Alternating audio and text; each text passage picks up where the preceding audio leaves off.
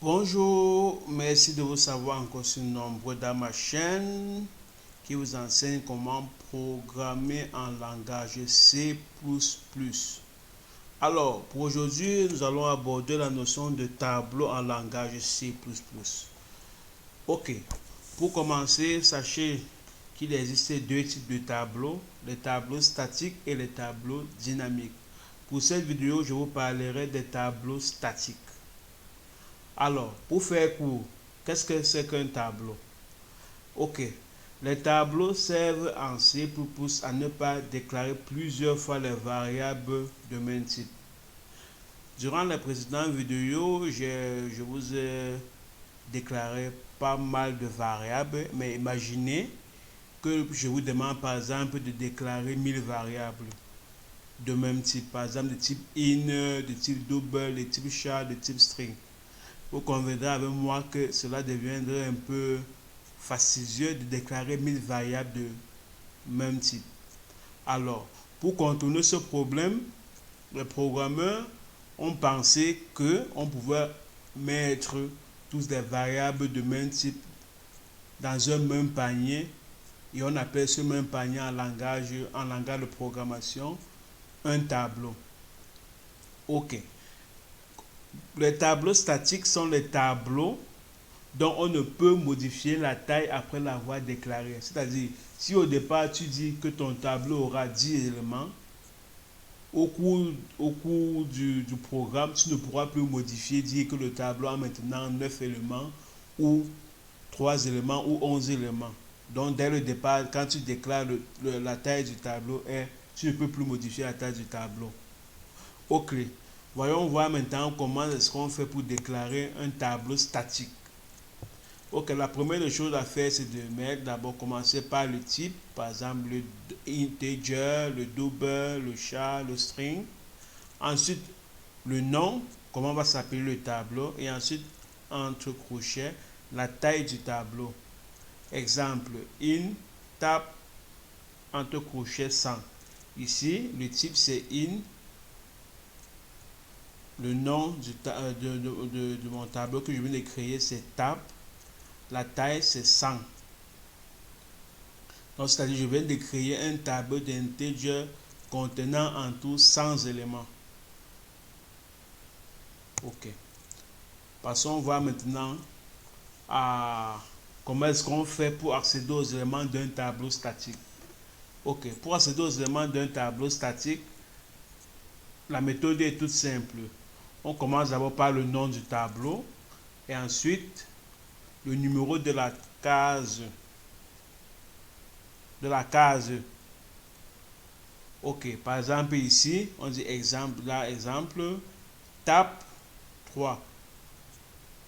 Ici, je vais accéder à l'élément 3 de mon tableau qui s'appelle tab. Et il y a une petite subtilité quand on veut accéder aux éléments d'un tableau. C'est-à-dire quoi? Je vous l'ai dit tout à l'heure que pour déclarer un tableau, on met là, on donne le type, le nom et la taille du tableau. La taille du tableau, en fait, c'est le nombre d'éléments contenus dans ce tableau. Et quand qui parle de tableau, parle d'indice. Et dans un tableau, l'indice commence toujours par 0 et non par 1. C'est-à-dire ici, par exemple, pour accéder aux éléments d'un tableau statique, comme j'ai dit, le nom du tableau et puis le numéro de la case du tableau qu'on veut accéder. Ici, là, si c'est table 3, en fait, on veut accéder au quatrième élément de notre tableau, puisque le tableau commence toujours par l'indice 0. Si on parle indice 0, 1, 2, 3, tu vois qu'on veut accéder au quatrième élément du tableau, de notre tableau. Ok. Passons maintenant à comment parcourir un tableau statique. Donc, pour parcourir un tableau statique, la méthode est toute simple. On utilise la boucle for pour le parcours. Tout dans les précédentes vidéos, je vous ai parlé des différentes boucles en langage C++. et la boucle for en faisait partie. Je vous explique comment est-ce que la boucle for fonctionne. Ok. On utilise une boucle for pour parcourir le tableau. Et la variable i de la boucle for pour accéder à chaque élément du tableau. C'est-à-dire, voici un exemple. Là, je déclare ici la taille, je déclare un tableau d'integer avec pour taille le nombre meilleur de score. Ici, à la ligne 1, donc je déclare, j'initialise la taille de mon tableau ici à 5. Et puis à la ligne 2, je déclare mon tableau avec 5 éléments. Un tableau de type integer et de son nom s'appelle meilleur score. Et ici, là maintenant, j'essaie d'accéder à chaque élément de mon tableau en lui injectant une valeur. Ok, autrement dit, c'est-à-dire à partir de la ligne 4 jusqu'à la ligne 8, j'essaie de remplir mon tableau, meilleur score que j'ai déclaré ici, de taille 5 éléments. Donc, c'est-à-dire, à l'indice 0 de mon tableau, je mets ce chiffre, ce nombre. À l'indice 1, je mets ce nombre. À l'indice 3, à l'indice 2, je mets ce nombre. À l'indice 3, je mets ce nombre. À l'indice 4, je mets ce nombre. Et comme tout à l'heure, je vous ai dit que le tableau commence par l'indice 0. Ça fait là 0, 1, 2, 3, 4. Ça fait en tout 5 éléments qui correspondent à la taille du tableau que nous avons déclaré ici à la ligne 1. Et ensuite, pour afficher les éléments, donc c'est-à-dire les éléments qu'on vient d'introduire dans notre tableau, on utilise la boucle for comme je l'ai dit ici.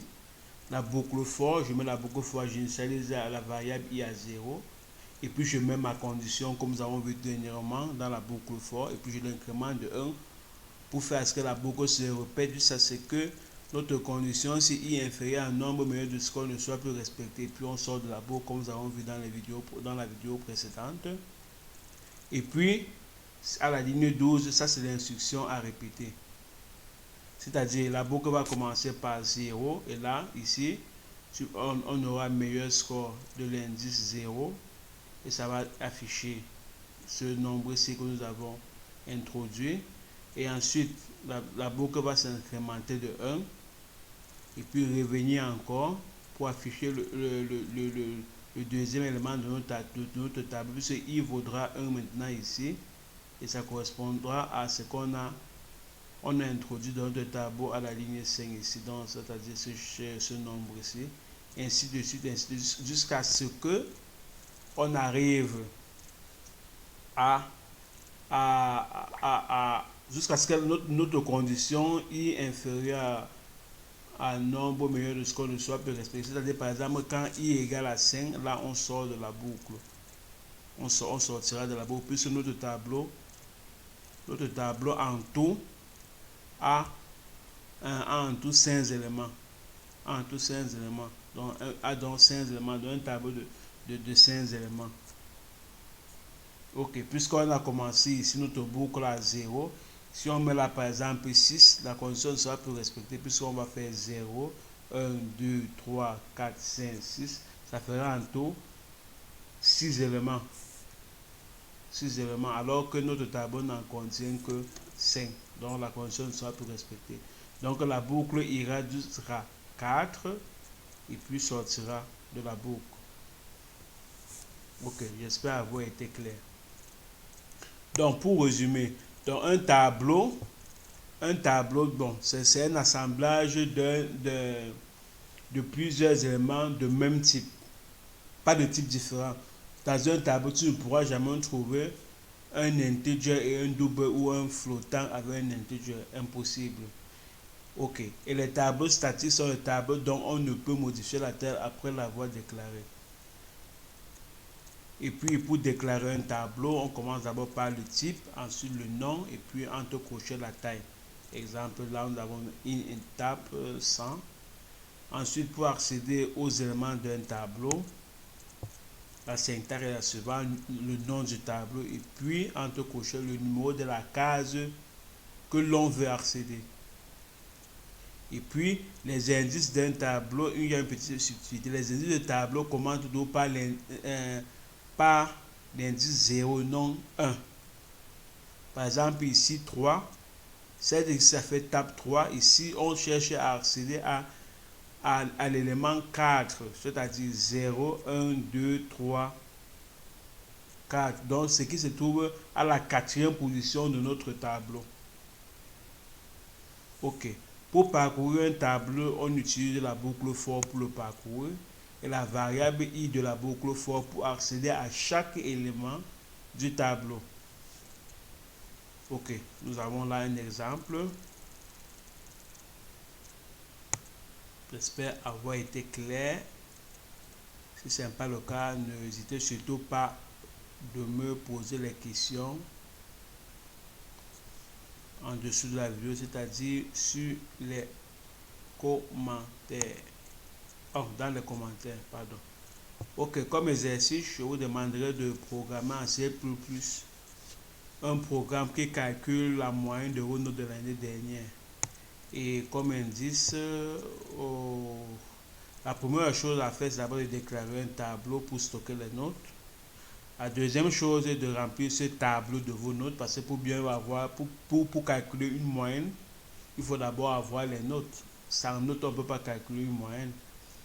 Et ensuite, après avoir rempli ce tableau avec vos notes, vous déclarez une variable pour contenir la moyenne.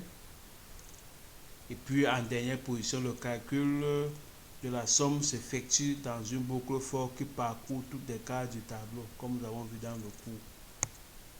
Ok, donc dans la prochaine vidéo, je vous donnerai la correction dans cet exercice,